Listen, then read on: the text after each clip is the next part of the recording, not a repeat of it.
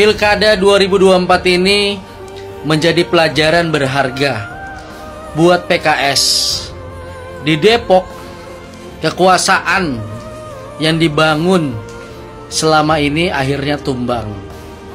Jawa Barat tumbang. DKI nyungsep. Guys, pada mantengin quick count Pilkada Jakarta nggak? Kalau yang versi Kompas, RK Suswono itu 40,02%, Darmakun 10,49%, dan Pramono Rano unggul di 49,49%.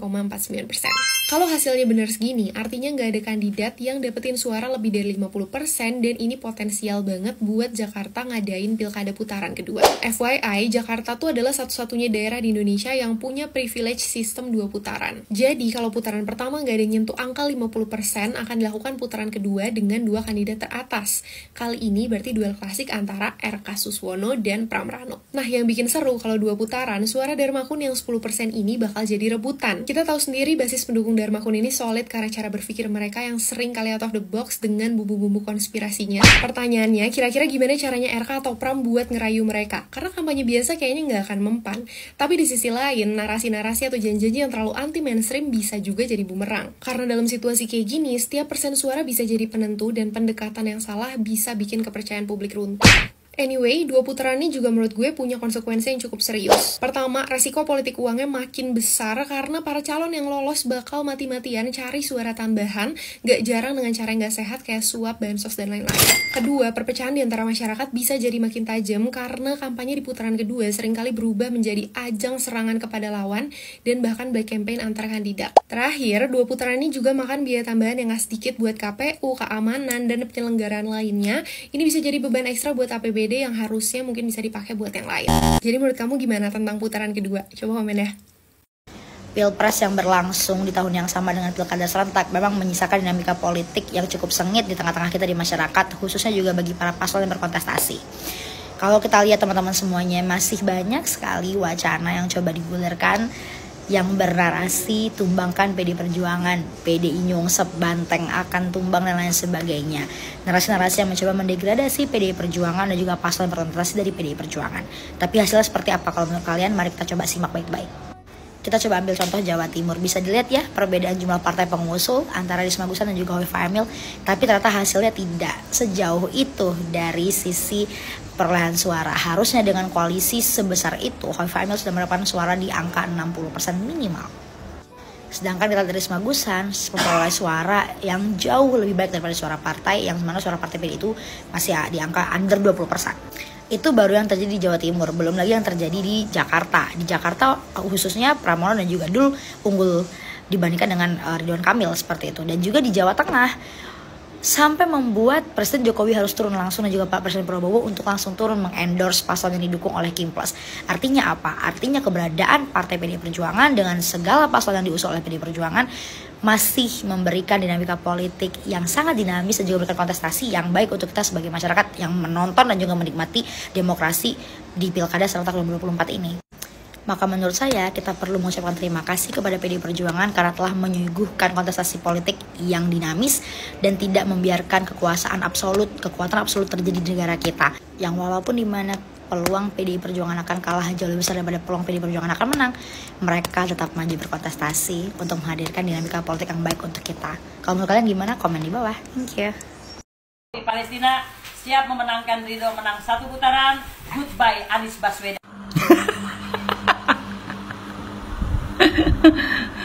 Boleh ngakak nggak Bu Aja? Aduh, segitu bencinya sama Abah Anies ya. Apa hubungannya sama Abah Anies satu? Itu di Pilgub, masa dukung RK tapi nggak tahu siapa lawannya? Kan aneh. Malah yang dibenci malah Abah Anies. Kira-kira kewarasannya di mana ya? Inilah kayak gitu mau nyebut-nyebut majelis lah, buat malu.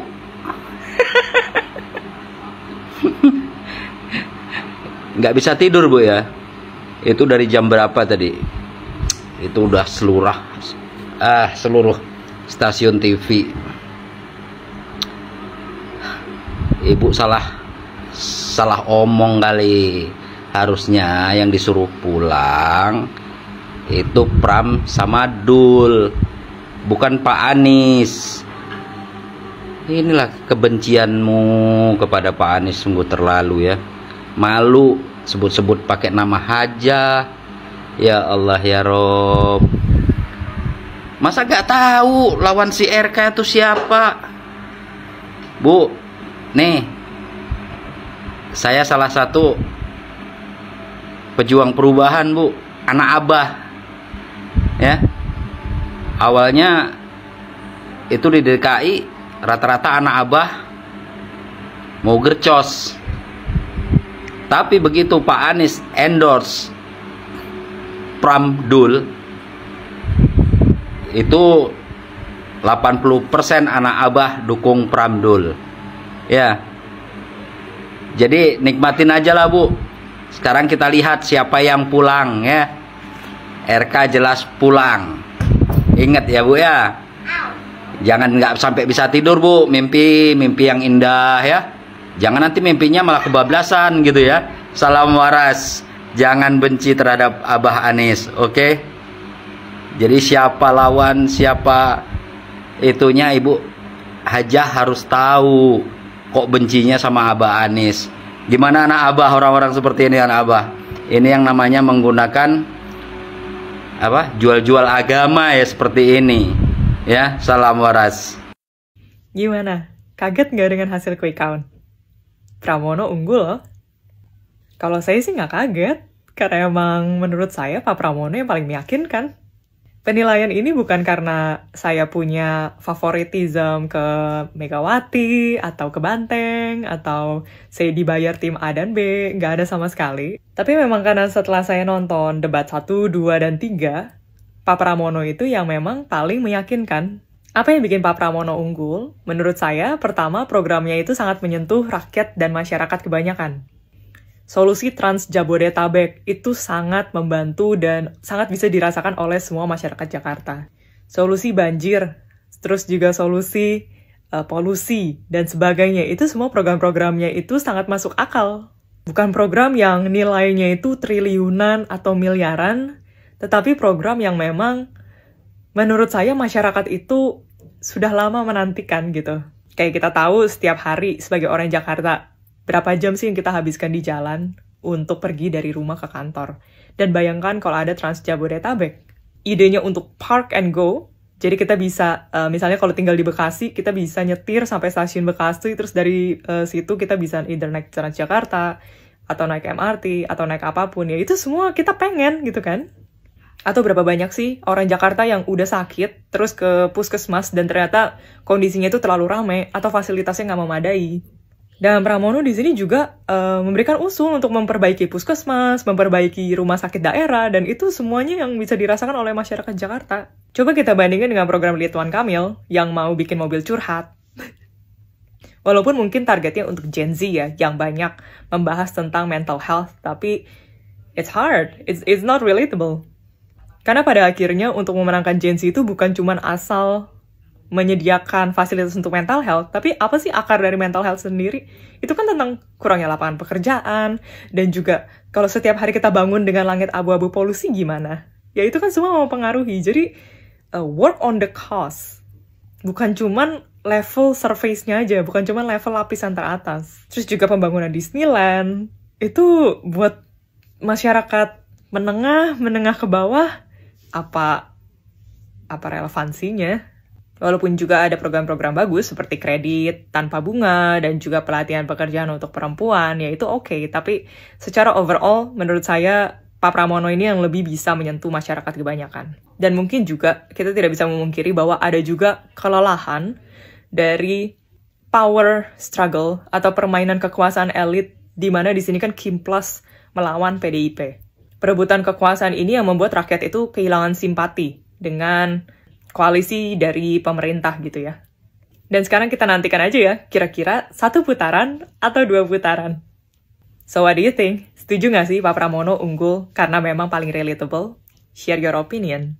Salam NKRI, selamat ya buat kalian yang selama ini selalu menarasikan tenggelamkan Banteng di Pilkada 2024. Kebencian kalian sudah terobati, silahkan kalian bereforia, berbahagia hati, party, kalau perlu kalian syukuran, bikin kenduri gitu ya. Karena mungkin harapan kalian memang ada beberapa yang tercapai, karena gue pun harus mengakui bahwa di beberapa wilayah Indonesia seperti Banten, Jawa Tengah, Jabar, Jawa Timur, Sumatera Utara, Sulawesi Utara, hasil quick count-nya PDI Perjuangan memang kalah gitu ya.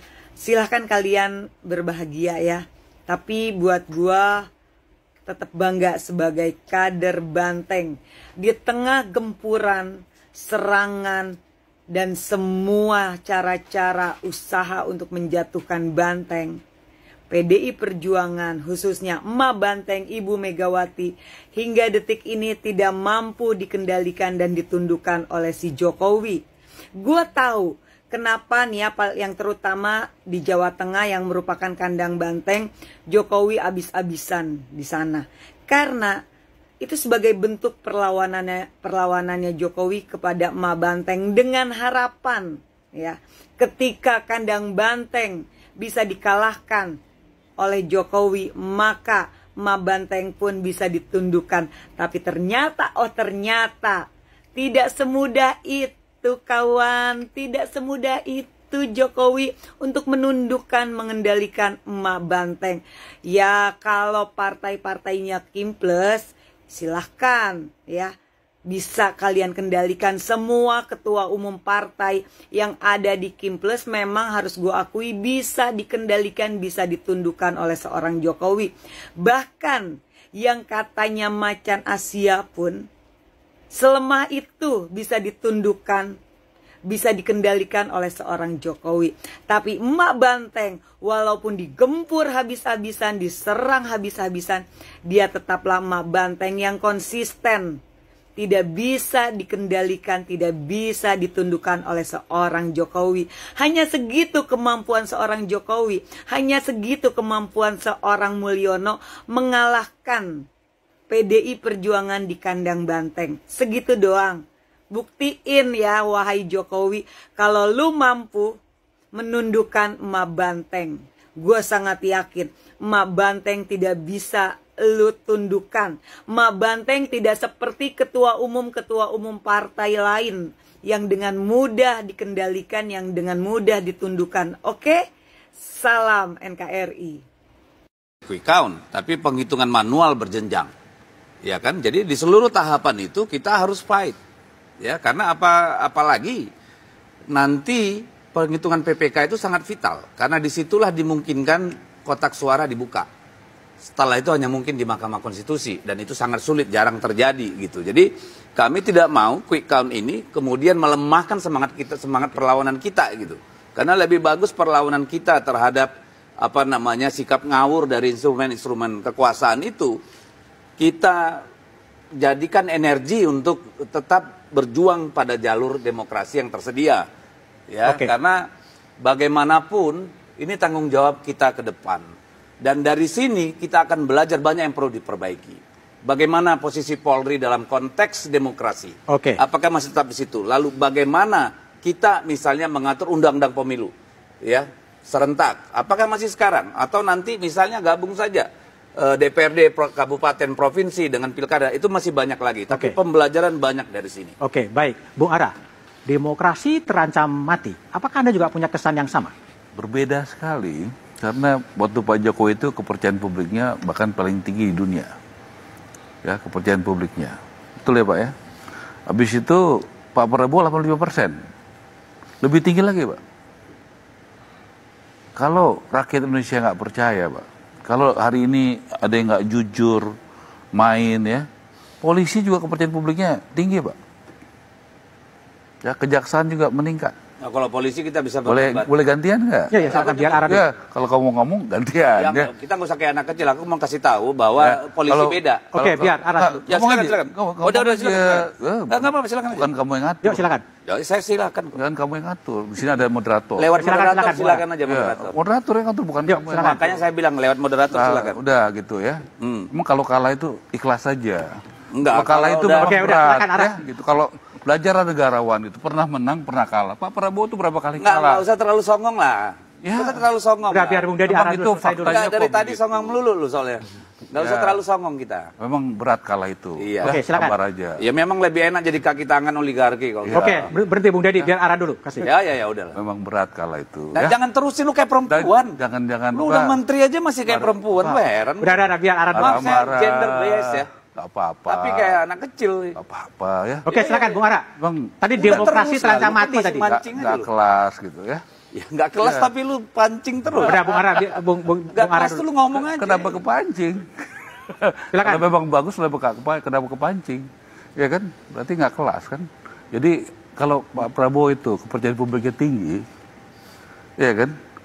Ya sudah, terima itu. Ya, sekarang Pak Prabowo, Pak Jokowi itu rukun. Rukun. Ada yang nggak suka rukun. Ada yang mau memisahkan, ada. Nggak happy kalau Jokowi Prabowo itu rukun. Iya. Tapi Pak Prabowo bilang sama saya sama Pak Jokowi juga satu matahari, Mas Ara. Matahari aja Prabowo. Begitu. Jadi kalau melihat kepercayaan publik tinggi begini Pak, ya, dan makin meningkat Pak, dan aman, pilkada aman. Kalau nggak aman nggak mungkin begini Pak. Oke. Ya, kalau nggak jujur nggak mungkin begini Pak. Kalau nggak adil nggak mungkin begini Pak. Kita di Jakarta sementara ini di bawah kok, terima kok. Kalau kalah terima kok. Apa kami demo-demo marah-marah? Enggak. Pak Prabowo bilang kita terima. Kalau memang kita kalah di Jakarta kita terima. Begitu. Oke. Jadi nggak cari-cari alasan, ya memang di Jakarta situasinya begitu. Kalau 2 putaran kita kerja lagi. Jadi saya sampaikan ya, kepemimpinan Pak Prabowo itu menjaga kesulitan dengan rakyat, TNI, Polri, dan masyarakat. Nggak bisa kalau cuma dengan katakanlah elit TNI, bagus TNI kita. Menurut saya independen, betul-betul dia profesional. Oke. Polisi kita juga begitu. Itu kita bisa rasakan. Oke. Kalau misalnya nggak di Jakarta kan semua tadi sepakat independensinya tinggi, ya. Kalau ada ketidakadilan di Jakarta, semua orang udah bicara. Udah teriak ya? Udah apa? Udah teriak. Kompas paling duluan lah. Oke, baik. Kompas kan kalau ada apa-apa, Oke, sebentar. Kompas ke Edi dulu ya. Kompas juga paling paling duluan tinggi kan gitu. Oke, baik. Saya ke Mas Edi dulu ya. Pendukungnya Presiden bekas sudah tapi belum mulai posting setelah jam 3 tadi. Kuikon menang Lutfi. Bangga. Ini tak bacakan ya. Pada ngumpet di mana bazar-bazarnya Banteng.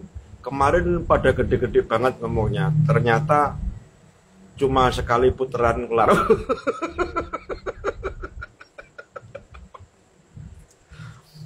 Hari Minggu kemarin, tanggal 24,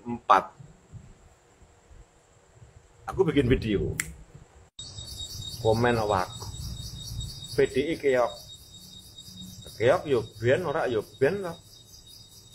Napa komen-komen ngono kuwi? Jarene aku fitnah. Jare aku benci karo Jokowi mek keluargane. Ya nek aku benci yo napa? Yo kan hakku. PDI menang aku tetep ngene. PDI kalah aku tetep ngene. Jokowi presiden aku yo ngene, Jokowi lengser aku yo ngene. Lah kok aku ribut HP ku dhewe. PDI menang, PDI kalah, aku nyantai aja. Kemarin Bu Mega pernah ngomong, walaupun PDIP itu tinggal 1 orang Bu Mega, tak pastikan itu tambah 1. Jadi 2 orang. Orang yang kedua itu saya. Jangankan kok cuma kalah di pilpres, pilkada. PDIP ini justru makin kokoh. Gak percaya? Ini.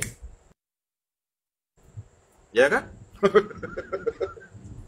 Kalian nih yang capek-capek, oke gas, Lutfi juara, dapatnya juga apa? Kemarin pilpres hujan-hujanan, cuma dapat beras, cuma dapat beberapa lembar puluhan ribu, dapatnya kayak gini. Natalius Pigai.